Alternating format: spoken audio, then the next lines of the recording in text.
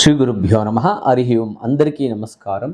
ఈరోజు మనం విశేషంగా తెలుసుకోవాల్సింది ఏంటంటే నమ్మకస్తులు. అది దానికి అర్థమే తెలియదు చాలామందికి కూడా. ఆ దానికి చాలా వరకు కూడా అర్థం తెలియకుండా వ్యవహరిస్తూ ఉంటారు అనమాట. ఏమి హెల్ప్ చేసినా కూడా వెన్నుపోటు పోవడం, వాళ్ళకి మోసం చేయడం, ఆ తిన్నింటి వాసాలు లెక్క పెట్టడం, ఇట్లాంటివి జరుగుతూ ఉంటుందన్నమాట.